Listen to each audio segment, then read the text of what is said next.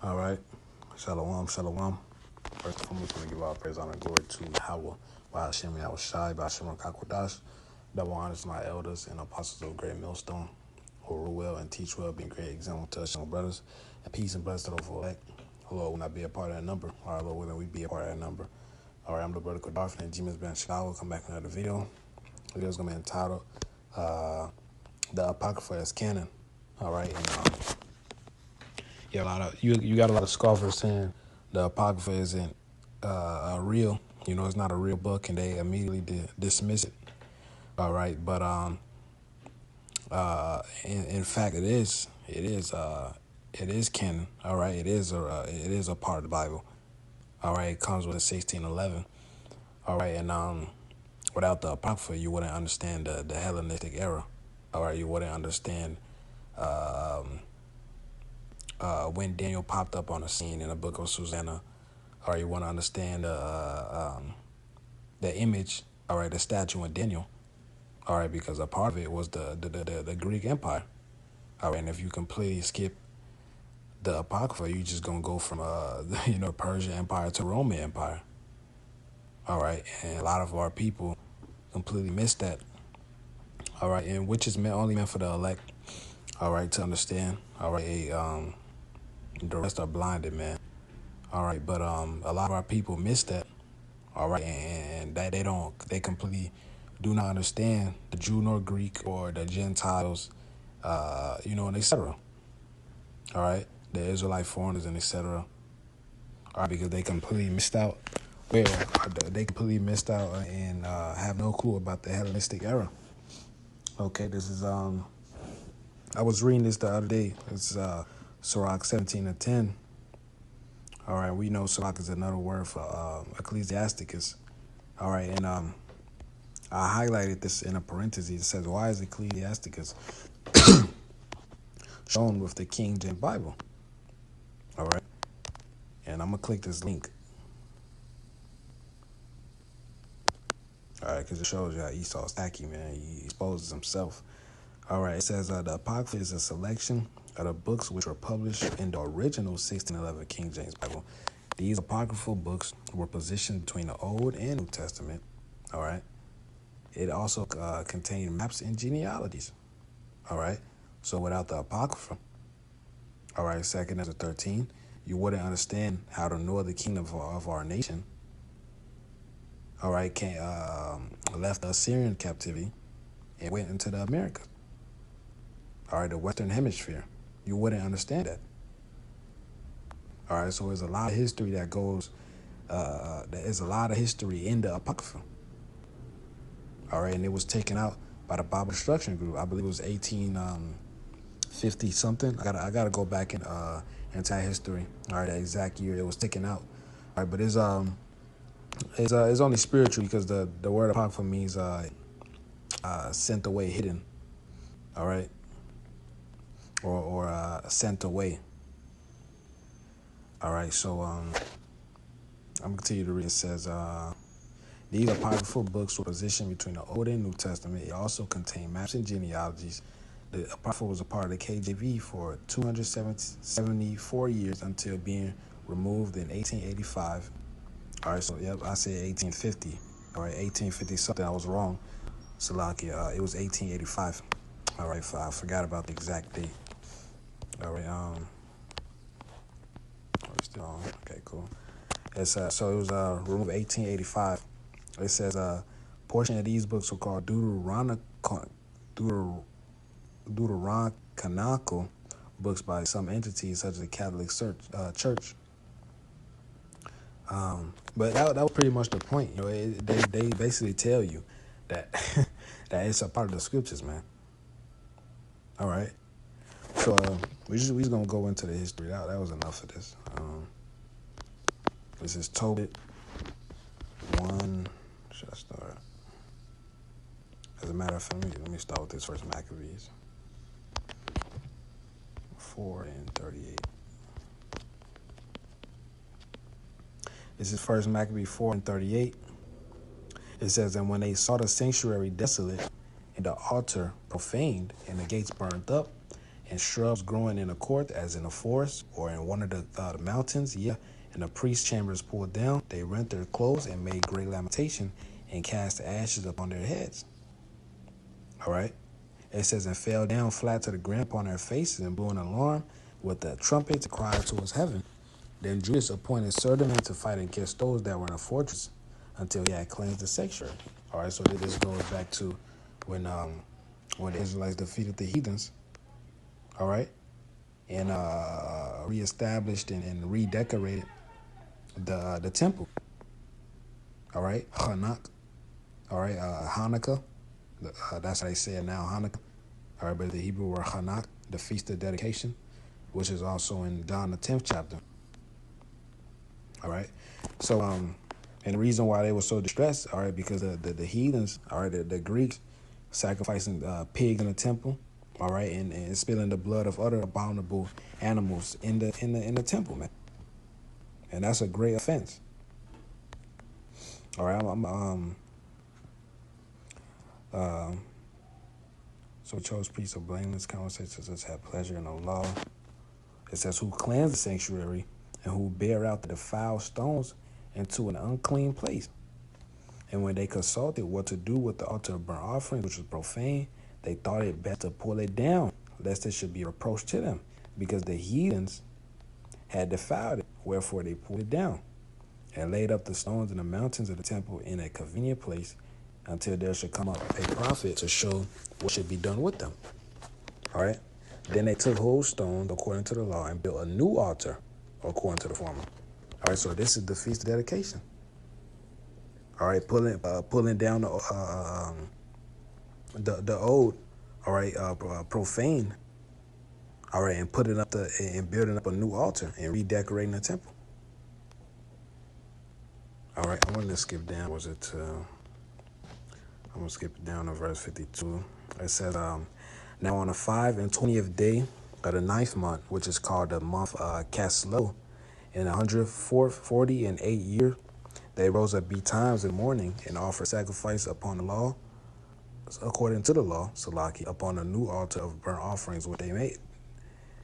Look at what time and what day the heathen had profaned it. Even in it was dedicated with songs, citars, and harps, and cymbals.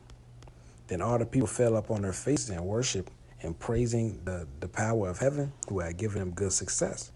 And so they kept the dedication of the altar 8 days, and offered burnt offerings with gladness, and sacrificed the sacrifice of deliverance and praise.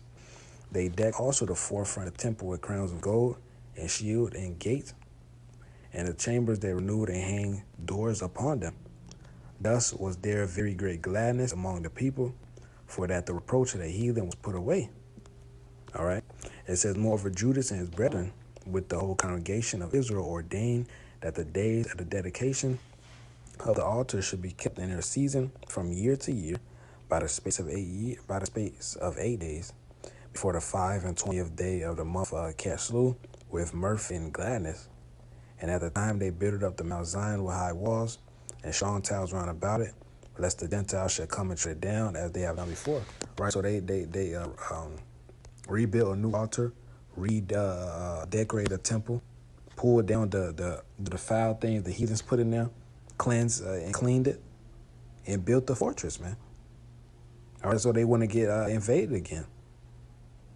All right. So that's the feast of dedication, man. What the world calls Hanukkah. This world currently calls Hanukkah what we call in the Hebrew Hanak. All right, Hanak. It says John 10 and 22. Straight to the point, it says, and it was at Jerusalem, the feast of dedication, and it was winter. All right. So you wouldn't know the origin of the feast of dedication without the Apocrypha. All right, without the book of the First Maccabees, which is a part of the Apocrypha, man. And that alone shows you how it's a part of the Bible. All right, because the Bible without the Apocrypha is incomplete. All right, because it's one, man. All right. Scriptures wouldn't be complete without the Apocrypha, man. Point blank, period. This is look at the book of Tobit 1. And 19.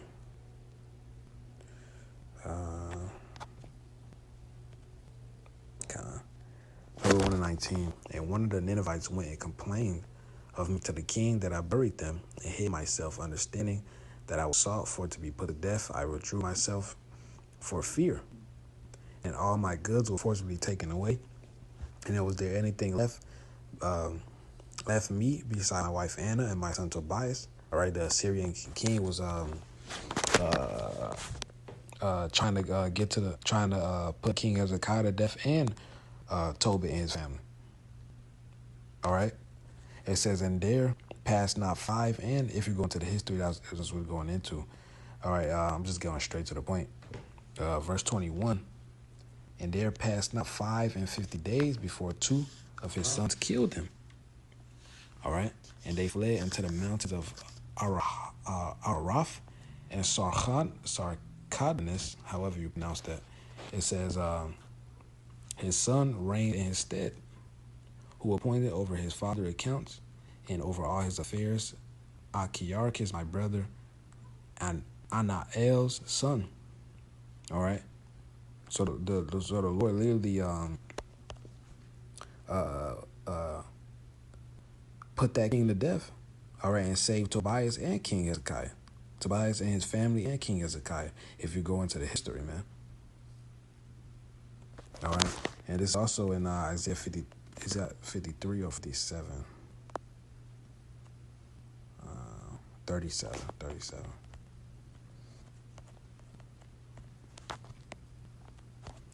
36 on down. It says, then the angel of the Lord went forth and smote in the camp of the Assyrians, 185,000. And when they arose early in the morning, behold, they were all dead corpses. So Sennacherib, king of Assyria, departed and went and returned and dwelt at Nineveh. And it came to pass, as he was worshiping in the house of this rock, his god, and that Admiral Melech and Sharazar, his son, smote him with the sword, and they escaped to the land of Armenia, and Esarhaddon, his son, reigned instead. All right, so this is all during the Assyrian captivity. All right, and it's also backed up in the Apocrypha. 2 different stories, 2 different accounts. All right, it happened at the same time. All right, because hey, as you see now, you know, a lot of the prophets lived at the same time. All right, and it was another one I want to bring out. Susanna. And I'm close it out. Susanna 1. I think I'm gonna read that tonight. Susanna 1, 45.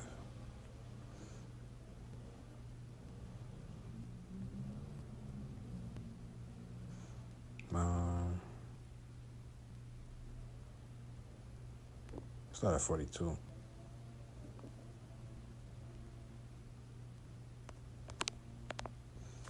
Susanna 1 and 42. Then Susanna cried out with a loud voice and said, O everlasting God, that knowest the secrets and knowest all things before they be, thou knowest that they have borne false witness against me. And behold, I must die, whereas I never did such things as these men have maliciously invented against me. All right, so Susanna had faith. She had integrity in the Lord. All right, these 2 wicked elders tried to have sex with her, tried to get her to commit adultery. All right, and she refused. All right, they accused her of committing adultery, and it was about to put her to death. All right, but the Lord, scriptures explain it better than I do. All right, verse 44, and the Lord heard her voice. Therefore, when she was led to be put to death, the Lord raised up the Holy Spirit of a young youth whose name was Daniel. All right, so this is when Daniel first came on the scene. This is before the book of Daniel. This is before Bel and Dragon. All right, it says, verse 46, who cried with a loud voice, I am clear from the blood of this woman. All right. So, you really would go down. You know, it shows you how Daniel used his wisdom. All right, to prove that the wicked elders was guilty. All right, so that was really all though. All right, just to prove that the Apocrypha is indeed canon. All right, so Lord willing, this is an edifying video. I want to give all praise and glory to Yahweh, Ba'ashem, Yahweh Shai, Ba'ashem Makakodash, that want us to elders and apostles get millstone. Peace blessed to the full elect. Lord willing, we be a part of that number. All right, Ashar, Yawam Kapar. All right, Shalom in the Bible ball.